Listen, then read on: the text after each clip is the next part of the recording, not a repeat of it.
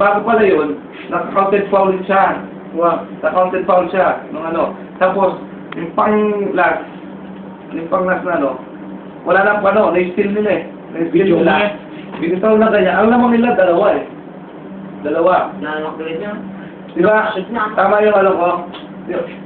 Una, 8 yung lamang nila. Pre, bumuli na rin tao eh. Home court. Ani balik lang eh, dana. Ani balik lang. Damo.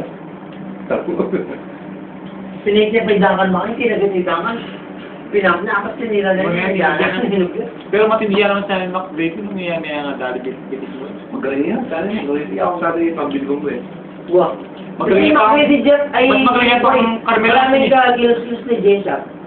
Mas magaling pa ang Carmelo. Bagal na tumira yung bigla. Mas magaling pa ang Anthony. Carmelo Anthony.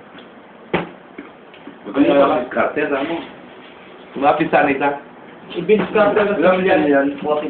Pero minsan galat pa rin eh. Toronto, ayo, Toronto. Nag-slam sila, nag-slam dunk pa nga sila. Slam dunk niya po. Si McGrady pa nga yung nagalit ni Vince Carter na Buwan, yan lang yan.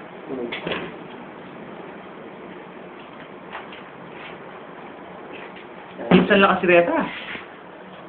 Yung isipan niya.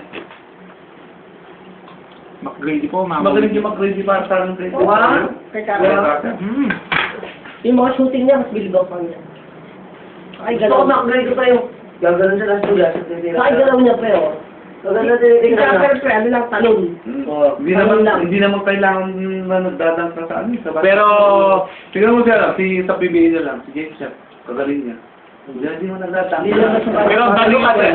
pero ang daming highlights na napunta kay Vince Carter. Kasi, dami itang Talon pa eh. alam mo yung 316 pinasukan niya tapos biglang nag-316 gano'n.